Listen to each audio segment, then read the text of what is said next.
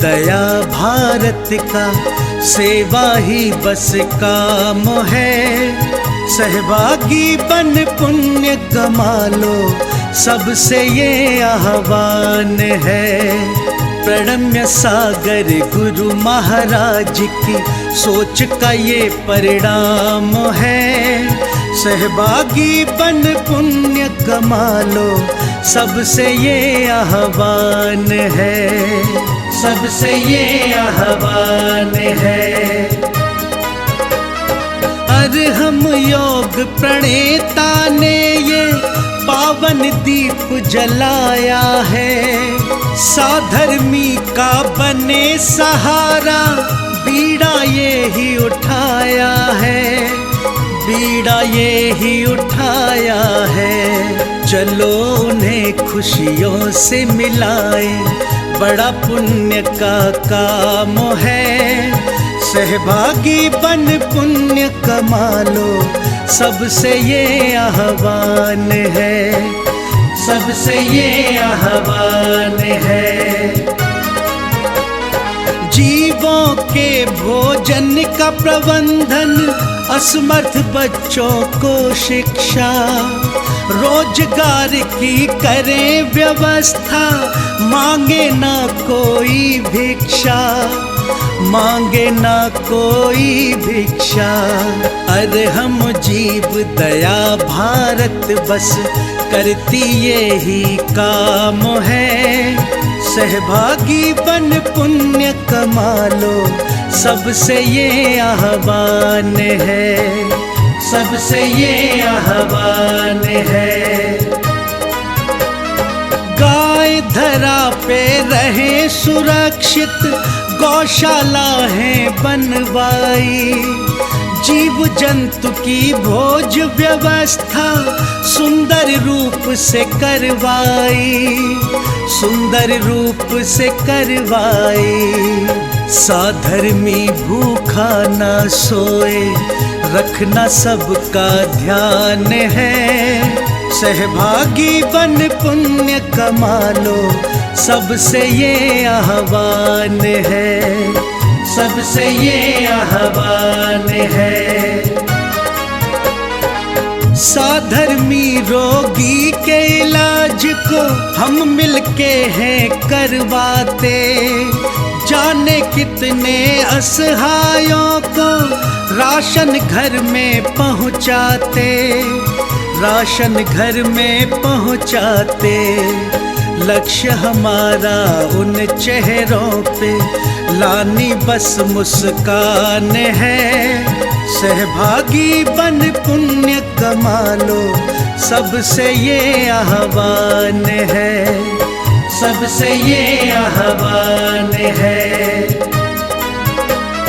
दान धर्म ही साथ जाएगा, बाकी सब तो धोखा है। पुण्य के भागी बन जाओ, ये बड़ा ही पावन मौका है, बड़ा ही पावन मौका है। जुड़ के जीवन सार्थक कर लो, पावन ये अभियान है। सहभागी बन पुण्य कमा लो, सबसे ये आह्वान है, सबसे ये आह्वान है।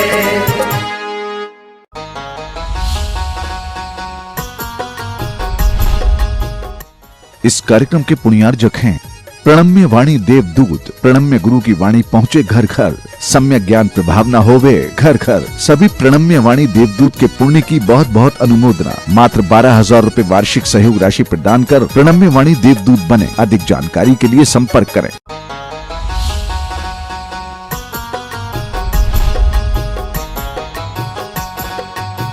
आज का यह मंगल दिन, जब आप लोग जो मुनि संघ यहाँ सतना में पधारा है,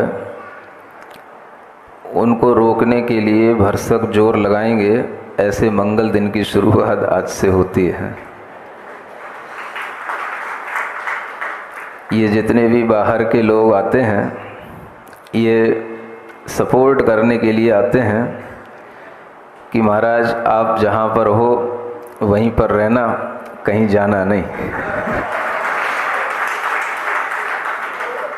और ये लोगों ने अपना एक मानस बना लिया है कि इस बार जो भी यात्रा होगी, जो भी गति होगी, टिकट अगर लेंगे कहीं से भी बनेगी तो सतना की बनेगी।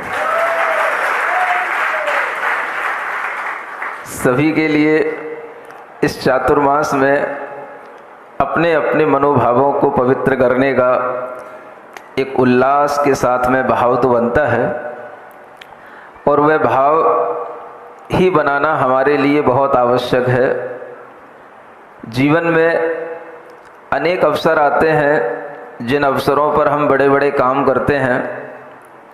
जिनेंद्र भगवान की मंदिर बनते हैं, वेदी प्रतिष्ठा होती है, पंच कल्याणक भी होते हैं, और इन सब कार्यों से भी ज़्यादा लोगों के मन में एक आनंद भाव आता है मुनि महाराज के वर्षा योग के होने का। इसका क्या कारण है? जब हम भगवान की प्रतिष्ठा करते हैं, पंच कल्याणक करते हैं, उस समय पर हम एक जिनालय का निर्माण करते हैं। वह हमारे लिए जिन धर्म की स्थायी प्रभावना का एक कार्य हो जाता है। किंतु जब हम किन्हीं साधुओं के चातुर्मास के लिए उल्लसित होते हैं, उनके लिए जब हमारे मन में आनंद का भाव आता है, तो उस समय पर वह प्रभावना का भाव हमारे अंदर कहीं मंदिर से भी ज़्यादा दिखाई देता है। उसका क्या कारण है? उसका एक ही कारण है कि जब हम भगवान के लिए कुछ करते हैं, मंदिर में कुछ करते हैं, तो हमें करने के बाद में फिर कुछ करना नहीं होता है। हमने भगवान को स्थापित कर दिया, मंदिर बना दिए, अब हम चाहे आए या ना आए, भगवान आपको कुछ भी नहीं कहेंगे। सामने जो आपने स्थापित किए हैं उनकी तरफ से आपको कुछ भी संकेत नहीं मिलेगा। लेकिन जब हम मुनि महाराज के वर्षा योग की स्थापना करते हैं और उसमें शामिल होते हैं, तो ऐसा नहीं है कि हम जैसे मंदिर बना करके घर पर बैठ जाते हैं, ऐसे नहीं बैठ पाएंगे। हमें मुनि महाराज के वर्षा योग की स्थापना के उपरांत भी प्रतिदिन मुनि महाराज के पास में आना पड़ेगा, और प्रतिदिन उनके माध्यम से हमें धर्म लाभ लेना पड़ेगा। इस बात का जो एग्रीमेंट होता है, इसी को कहते हैं श्रावकों के द्वारा की जाने वाली कलश स्थापना। ये भाव सभी के अंदर जब आने लग जाता है कि अब हमें कुछ ना कुछ प्रतिदिन मिलेगा। भगवान के पास आने से तो हमें मांगना पड़ता है, लेना पड़ता है, और यहाँ आकर के तो हमें कुछ नहीं करना पड़ता है, बैठ जाना पड़ता है। ये अपने आप देते जाते हैं, देते जाते हैं, देते जाते हैं। जब व्यक्ति केवल लेने के मूड में हो और देने वाला केवल देने के मूड में हो, तो लेने वाले को बड़ी आसानी लगती है और बड़ा आनंद आता है कि हमें करना कुछ नहीं है, बस जाके बैठ जाओ, अपने आप सब मिलता रहता है। ठीक ऐसा ही भाव प्रवचनों में, उपदेशों में, मोक्ष मार्ग को जानने में, तत्व का उपदेश सुनने में आदमी के अंदर आने लग जाता है। और ये भाव जब आता है तो फिर वह अपने आप में स्वयं भी मोक्ष के पथ पर चलते हुए उसके साथ में अगर थोड़ी देर के लिए भी हो लेता है, तो उसके अंदर ये भाव आने लग जाता है कि हमने भी कुछ प्राप्त कर लिया।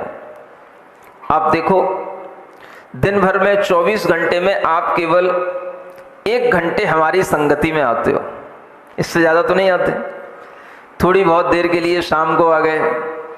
अब देखा जाए तो थोड़ी बहुत देर के लिए आहार चर्या के समय पर आ गए, और ऐसे करते करते आपके लगभग कितने 2 से 3 घंटे मुश्किल से निकलते होंगे। इतने निकल आते हैं। 24 घंटे में अगर आपने 3 घंटे भी मुनि महाराज के सानिध्य में निकाल लिए, तो आप ये मान करके चलना कि ये 3 घंटे प्रतिदिन के जुड़ते जुड़ते 5 महीने में कितने घंटे हो जाएंगे। ये इतने घंटे हो जाएंगे कि आपको लगेगा कि जब मुनि महाराज का यहाँ से गमन होगा तो आपको लगेगा कि हमारे पास की कोई बहुत बड़ी चीज छूट गई है, और ये उसी का प्रभाव होता है जो आप हर दिन आ करके अपने अंदर एक कुछ भाव संजोते रहते हैं। आचार्य कहते हैं धन का और धर्म का प्रतिदिन थोड़ा थोड़ा सा भी अगर संग्रह किया जाए तो एक दिन वह सुमेरु पर्वत की तरह बहुत बड़ा हो जाता है। किसका करना है? धन का और धर्म का, दोनों का संग्रह करना है। धन का संग्रह तो आप करते ही रहते हो, वो तो आपकी दुकान चली रही है। धर्म का संग्रह करने के लिए आपको मन बनाना पड़ता है। आपको धर्म का संग्रह करने के लिए चारों तरफ देखना पड़ता है, वो कितना कर रहा है, हम कितना करें, वो कर रहा है कि नहीं कर रहा है, वो जा रहा है कि नहीं जा रहा है, तो हम जाएं, ये आपको सोचना पड़ता है। धन का संग्रह करने के लिए कभी कोई धनिक ये नहीं देखता कि बगल वाले ने दुकान खोली है तो हम दुकान खोलें, पहले वो दुकान खोल ले उसके बाद में हम दुकान खोलें, ऐसा नहीं सोचता।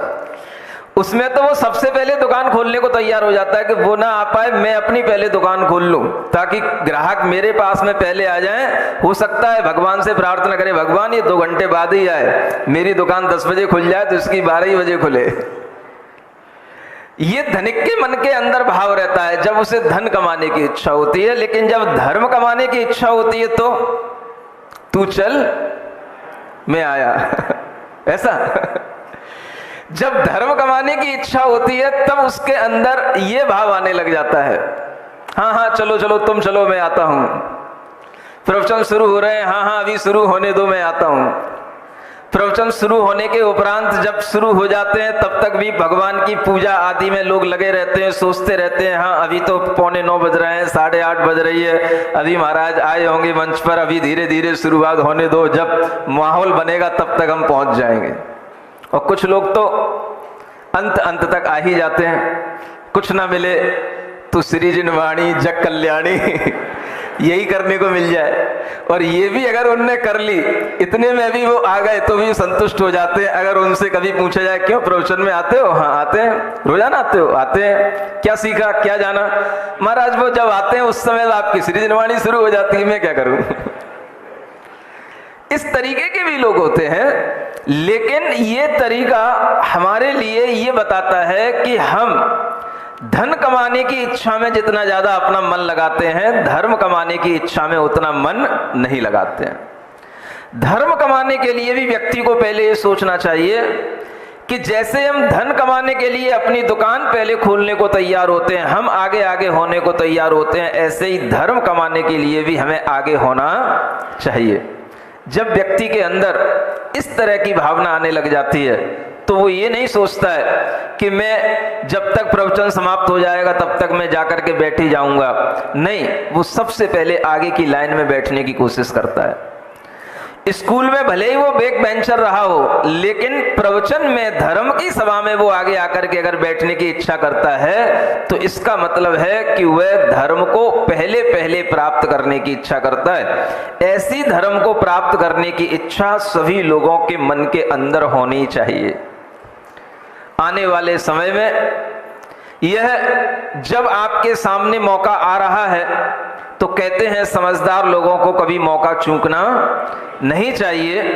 और ऐसा मौका जब आपके सामने आया है तो आप अपने मन में ये भावना रखें कि देखो, गुरुदेव हमेशा स्वयं भी अपना कल्याण करते हैं और दूसरों के कल्याण की भी भावना बनाए रखते हैं। और उसी कल्याण की भावना से गुरुदेव ने यह चातुर्मास सतना के लिए दिया है। इसमें उन्हें श्रावक की भी भावनाओं का ध्यान है और मुनि महाराज की भी भावनाओं का ध्यान है। जहां श्रावकों के लिए अच्छा ज्ञान मिले, ध्यान मिले, अच्छी उनके अंदर मनोवृत्तियां बने, शायद इसी भावना से आचार्य महाराज ने इस तरह का हमें आदेश दिया है। और इस आदेश की पूर्ति में अगर अब सहयोगी होंगे तो कौन होंगे? श्रावक होंगे। अभी आप लोग विधान कर रहे हो, अभी तो यहाँ पर पुण्यार्जक परिवार दिखाई दे रहे हैं, कुछ उनके भी परिवार दिखाई दे रहे हैं। जब ये विधान पूरा हो जाएगा तब क्या करोगे? उसके बाद भी कुछ होगा? क्यों पुण्यार्जक सेठ जी?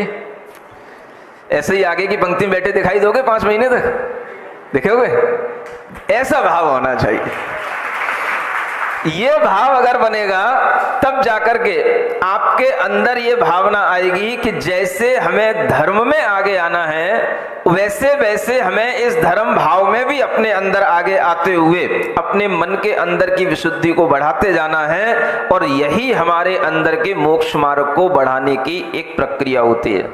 इसलिए भगवंतों की स्तुति करते हुए, आचार्यों की स्तुति करते हुए हमेशा ये भाव रखो, जो स्वयं मोक्ष पथ पर बढ़े जा रहे, जो स्वयं मोक्ष पथ पर बढ़े जा रहे, और भव्यों को भी साथ ले जा रहे, और भव्यों को भी साथ ले जा रहे। जो स्वयं मोक्ष पथ पर बढ़े जा रहे और भव्यों को भी साथ ले जा रहे। जो स्वयं चलते हैं, उनके चलते हुए कदमों को देख करके भी बहुत से लोग चलना सीख लेते हैं और वह अपने आप चलने लग जाते हैं, अपने आप उनके साथ होने लग जाते हैं। और इसी तरह की भावना जब साथ में चलने वालों की हो जाती है तो मोक्ष मार्ग बड़ा सरल हो जाता है। चलाना नहीं पड़ता किसी को। गुरुदेव किसी को चलाते हैं? किसी को नहीं चलाते हैं। वो सिर्फ जो है स्वयं चलते हैं और उनके चलने को देख करके लोग चलना सीख लेते हैं। आज अगर हम लोगों ने भी चलना सीखा है तो किसको देख करके? गुरुदेव को देख करके। जब गर्मी के दिनों में आदेश दिया शहपुरा से सतना जाना है, विचार तो आया एकदम से इतनी दूर है, लेकिन वो स्वयं जब चलते हैं तब पता पड़ता है कि आज भी वो वृद्धावस्था में अपनी उम्र के इतनी उम्र होने पर भी कितना वह विहार करते हैं। वह वहीं डोंगरगढ़ से अमरकंटक गए और अमरकंटक से फिर डोंगरगढ़ गए। अगर शिष्य के मन में कहीं भाव भी आ गया कि नहीं हमें इतना नहीं जाना, 300 किलोमीटर कहाँ जाएंगे, कहीं आसपास का कोई स्थान दे दो, तो हिम्मत नहीं कर पाएगा शिष्य बोलने की। क्यों नहीं? क्योंकि गुरु चल रहे हैं। जब गुरु चल रहे हैं तो शिष्य कैसे थक सकता है? तो गुरु जब चलते हैं तो उनके चलने को देख करके ही शिष्य चलना सीख लेता है। और अगर उसके मन में कभी कोई कमजोरी आती है तो वो याद कर लेता है, गर्मियों के दिनों में भी गुरु के साथ कितना लंबा लंबा विहार करते थे, आज अपने मन की होने लगी है तो अपने मन के तरह से चलने लगे। ऐसा मन में विचार आते ही सारे प्रश्न शांत हो जाते हैं और गुरु की आज्ञा है तो जैसे गुरु ने आज्ञा दी है वैसा ही करना है। चाहे पानी बरसे या ना बरसे, चाहे गर्मी अपने चरम पर हो, चाहे वो दूसरे महीने में गर्मी आ रही हो, पहले महीने में, गुरु की आज्ञा का पालन करने से ही शिष्य को चलना आने लग जाता है। इसलिए गुरु हमेशा चलते हुए शिष्य को अपने आप सब कुछ सिखा देते हैं। जो स्वयं मोक्ष पथ पर बढ़े जा रहे और भव्यों को भी साथ ले जा रहे। किनको साथ ले जाएंगे? वो केवल भव्य जीव ही उनके साथ में जा पाएंगे। अभव्य जीव तो कहीं ना कहीं छूट जाएंगे, लेकिन जो भव्य होंगे गुरु की आज्ञा के अनुसार अपने मन को चलाने का भाव रखेंगे और वह ये सोचेंगे कि इस पंचम काल में हमें भले ही अरिहंत भगवान नहीं दिखते, भले ही हमें इस पंचम काल में रिद्धिधारी मुनि महाराज नहीं मिलते, लेकिन इस पंचम काल में अगर हमें चलाने वाले निर्ग्रंथ दिगंबर आचार्य मिलते हैं तो यह भी हमारे लिए बहुत बड़ा सौभाग्य की बात है। और इसी सौभाग्य को वह अपना भाग्य मानता हुआ चलने लग जाता है। जो स्वयं मोक्ष पथ पर चले जा रहे और भव्यों को भी साथ ले जा रहे। ये मोक्ष का मार्ग, ये मोक्ष का पथ भी एक पथ है, रास्ता है। इस रास्ते का चलने का भी एक आनंद है और वो आनंद उन्हीं को आता है जो उनके साथ में चलने की कोशिश करें। साथ साथ चलते हुए भी अगर कहीं पीछे भी रह जाए तो कोई बात नहीं, लेकिन उनके ध्यान में रहे कि हां चल तो उसी रास्ते पर रहा है। एक ही रास्ते पर चलना, एक ही तरह से चलना, और इस रास्ते पर चलते हुए अगर कहीं कोई दुख भी आ जाए, कष्ट भी आ जाए, तो वो भी दूर हो जाता है। क्यों हो जाता है? क्योंकि गुरु का साथ हमारे साथ है और गुरु का आशीर्वाद हमारे साथ है, तो वह बड़े बड़े कष्टों को भी उस सफर में उठा लेता है और किसी भी तरह से उसे उस सफर में कोई सफर नहीं होता है। क्या सुना? सफर में कोई सफर नहीं होता है। कौन सा सफर? एक सफर माने कष्ट होना, SUFFER।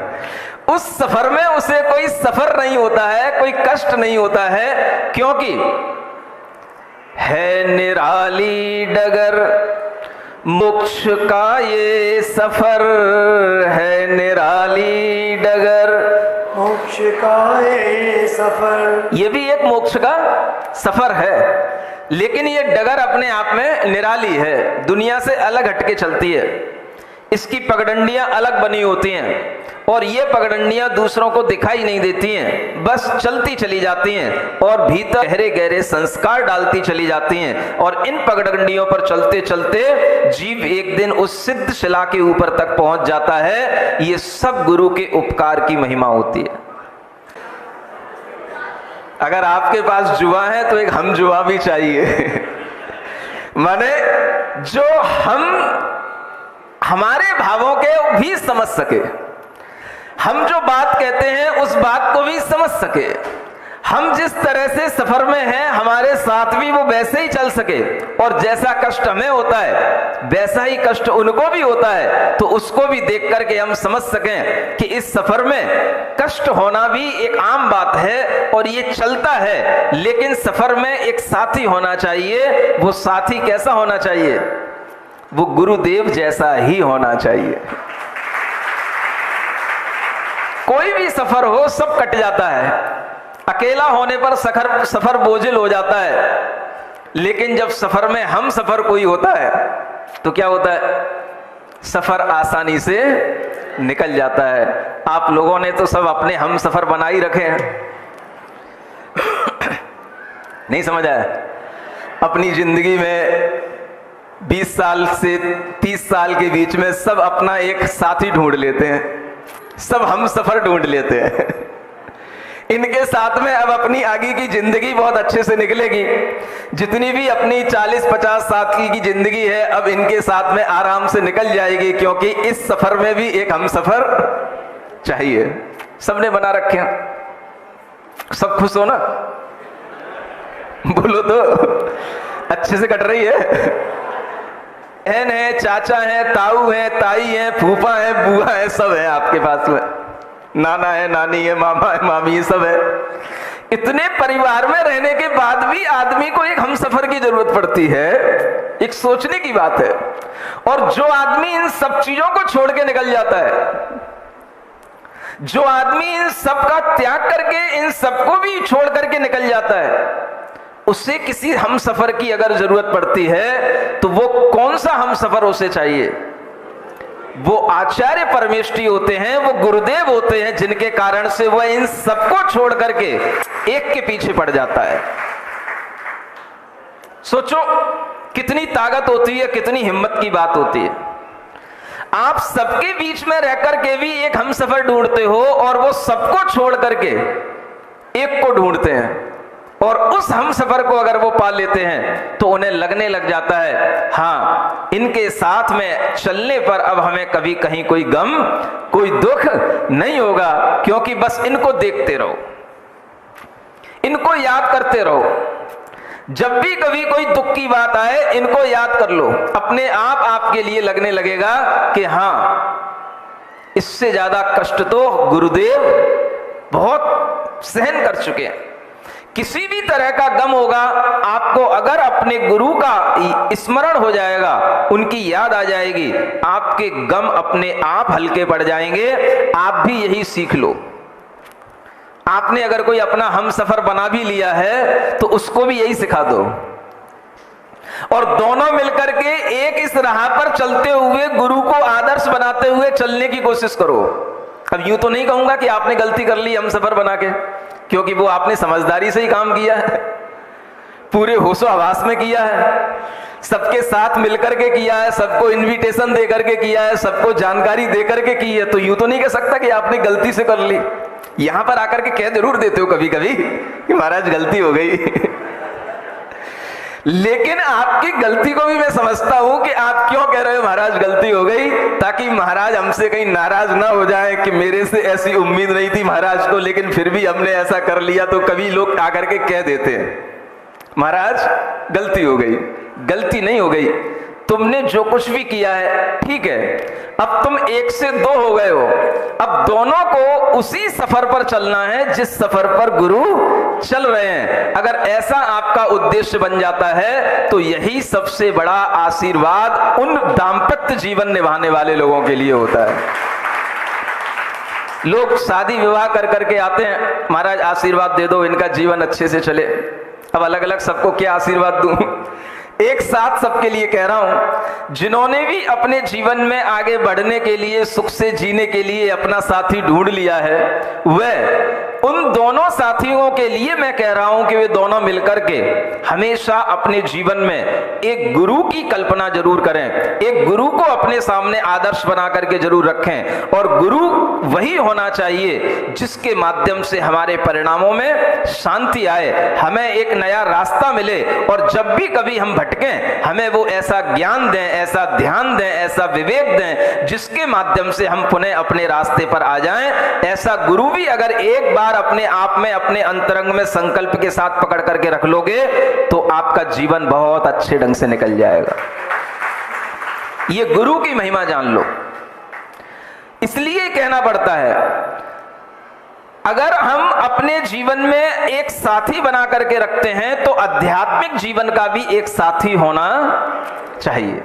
एक लौकिक जीवन का साथी होता है तो एक अलौकिक जीवन का भी साथी होना चाहिए, जो हमारी अध्यात्म यात्रा को आगे बढ़ाता चला जाए। और ऐसा गुरु जब हमारे सामने मिला होता है तो फिर अपने आप मन प्रसन्न होने लग जाता है। गुरु की स्तुति के अलावा और कुछ दिखाई नहीं देता है। अरे गुरु पूर्णिमा केवल एक दिन गुरु का गुणगान करने के लिए नहीं होती है। जिसको ऐसा हम सफर मिल जाता है वो हर दिन गुरु पूर्णिमा मनाया करता है और हर दिन उसके लिए गुरु सामने होते हैं। जब जब गुरु का गुणगान हो जाए, जब जब गुरु का स्मरण हो जाए, गुरु पूर्णिमा उसके सामने होती है। इसलिए आज मैं बिना किसी भूमिका के आपके सामने गुरु के लिए जो लिखी हुई 4 पंक्तियां वो पढ़ रहा हूं।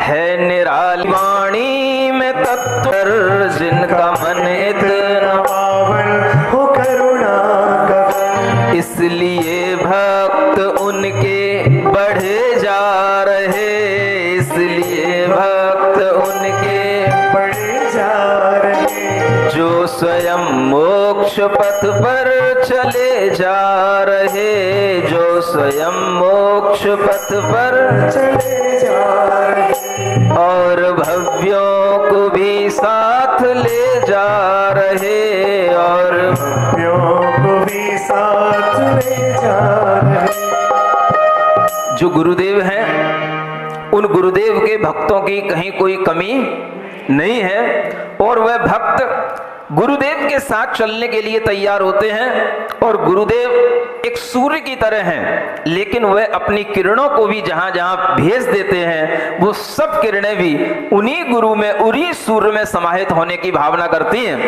क्यों करती हैं? क्योंकि उनके पास में एक शक्ति है। जानना चाहोगे क्या?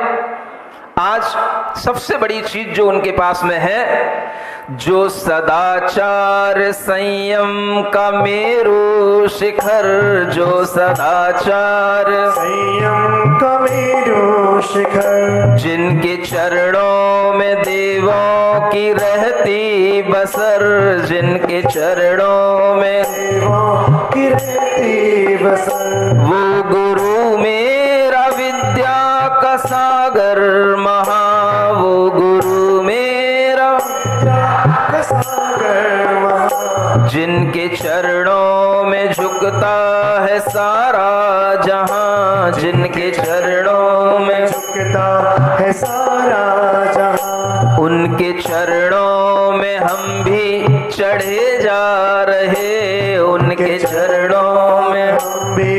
चले जा रहे। चरणों में चढ़ने का मतलब कोई चढ़ाई करना है, माने उनके चरणों में हम भी चढ़ गए। जैसे आपने पूजा की द्रव्य चढ़ा दी, ऐसे हमने अपने आप को गुरु के चरणों में चढ़ा दिया। ये आपके पैरों की वस्तु है, अब चाहे इसे ठुकराओ चाहे प्यार करो, ये आपकी वस्तु हो गई।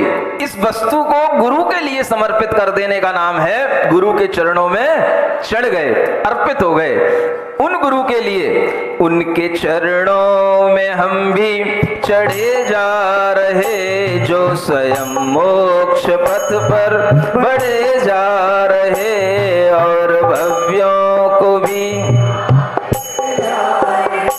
आया स्वर्णिम ये अवसर, ये स्वर्णिम दिवस आया, स्वर्णिम ये अवसर, ये स्वर्णिम दिवस। एक राही चला लेके संकल्प बस, एक राही चला चले के संकल्प बस।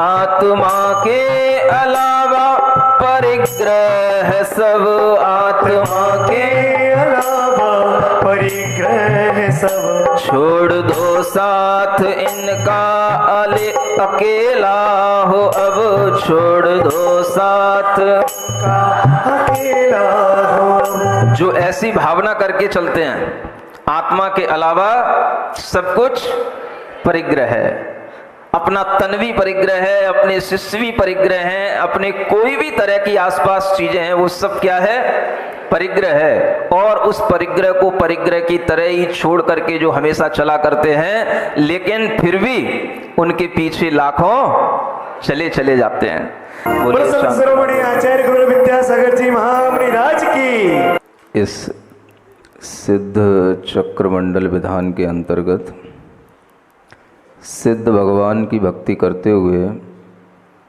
आप सिद्धों से जुड़ रहे थे, और उन्हीं की भक्ति में आचार्य पूज्यपाद देव रचित कुछ काव्यों को पढ़ते हुए आपको कुछ भक्तियों के मूल अर्थ के साथ में एक विस्तृत स्वाध्याय कराया जा रहा है।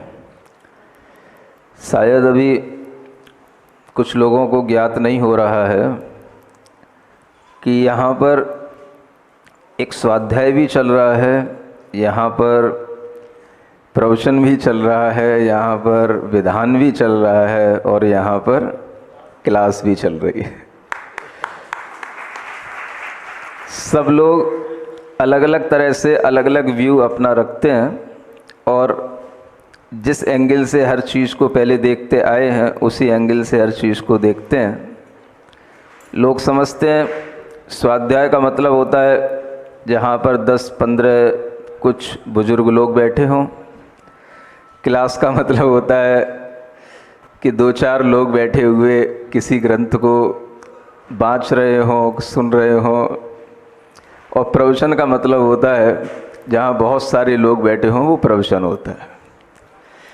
ऐसा कुछ सबकी अपनी अपनी अवधारणा में चलता है, लेकिन आप लोग अपनी मानसिकताएं बदलें और अपने व्यू को चेंज करें। जैसा आपको यहाँ व्यू दिखाई दे रहा है उसी के अकॉर्डिंग आप सोचने की कोशिश करें, और ये देखें कि यहाँ पर क्लास भी है, स्वाध्याय भी है, और यहाँ पर प्रवचन भी है, क्योंकि ये तीनों चीज़ें अलग अलग नहीं होती हैं। जहाँ हम किसी चीज़ को ग्रंथ के माध्यम से प्रस्तुत करते हैं वो हमारे लिए स्वाध्याय कहलाता है। आचार्य पूज्यपाद देव सिद्ध भक्ति का हम स्वाध्याय कर रहे हैं। उन आचार्य पूज्यपाद महाराज के द्वारा ये रचित सिद्ध भक्ति को पढ़ना, ये अर्थ के साथ पढ़ना अपने आप में स्वाध्याय कहलाता है।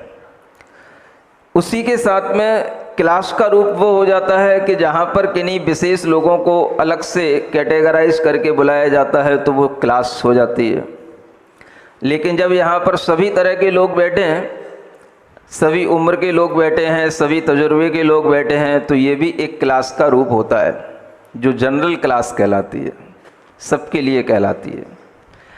और जब उसी चीज को जब हम विस्तार के साथ में कहने लग जाते हैं, किन्हीं दृष्टांतों के माध्यम से, उदाहरणों के माध्यम से समझाते हुए जब हम उसी चीज को पढ़ने लग जाते हैं, सीखने लग जाते हैं, तो वही धर्म उपदेश कहलाता है, वही प्रवचन कहलाता है। समझ आ रहा है आप लोगों को? तो अब क्या समझेंगे कि सब कुछ है, सब सही चल रहा है, 3 in 1 चल रहा है, ठीक है ना? क्लास भी है, प्रवचन भी है, स्वाध्याय भी है, धर्मोपदेश भी है, 3 in 1 है और ऑल इन 1 है। इसी को आप समझ सकते हो। और इस तरह से हम यह दूसरे काव्य को पढ़ रहे थे, शायद 2-3 लाइनों का अर्थ हुआ था, चौथी लाइन का अर्थ अभी भी बाकी था। हम दूसरे काव्य को फिर से पढ़ते हैं, 1 बार 2 बार 4 बार जब हम किसी चीज़ को पढ़ते हैं, तभी शायद हमारे दिमाग में कुछ थोड़ा सा बैठ पाता है। ना भाव सिद्धिरिष्टा न निज गुण हतिस्तत्तपोभिर्न युक्ते अस्त्यात्मानादिबद्ध स्वकृतज फल भुक्त क्षयान मोक्ष भागी ज्ञाता दृष्टा स्वदेह प्रमित रूप समाहार विस्तार धर्मा द्रव्योत्पत्ति व्ययात्मा सुगुण युत इतो नान्यथा साध्य सिद्धि। यह दूसरे काव्य की 3 लाइनों का वर्णन काफ़ी हो चुका था।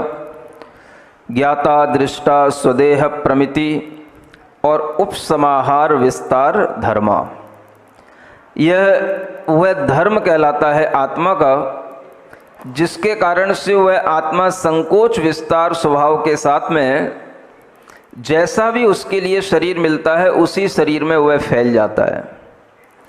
अगर वह छोटा सा जीव बनता है तो आत्मा उतना ही होते हुए भी छोटा भी हो जाता है, और बड़ा शरीर मिलता है तो वही आत्मा बड़े शरीर में भी फैल जाता है।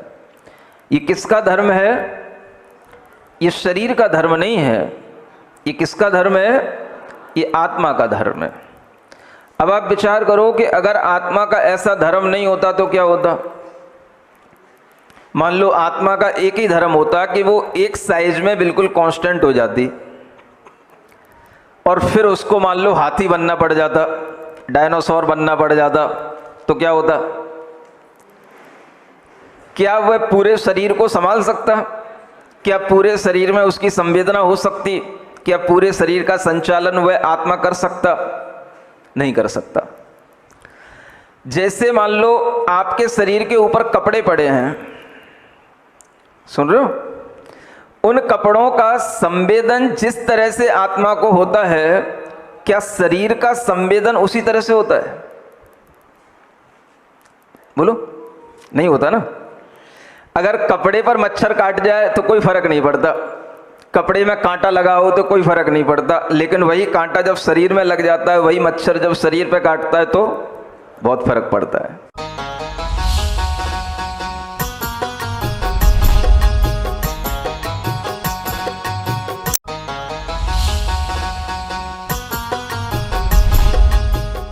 इस कार्यक्रम के पुण्यार्जक थे प्रणम्य वाणी देवदूत। प्रणम्य गुरु की वाणी पहुँचे घर घर, सम्यक ज्ञान प्रभावना होवे घर घर। सभी प्रणम्य वाणी देवदूत के पुण्य की बहुत बहुत अनुमोदना। मात्र 12,000 रुपए वार्षिक सहयोग राशि प्रदान कर प्रणम्य वाणी देवदूत बने। अधिक जानकारी के लिए संपर्क करें।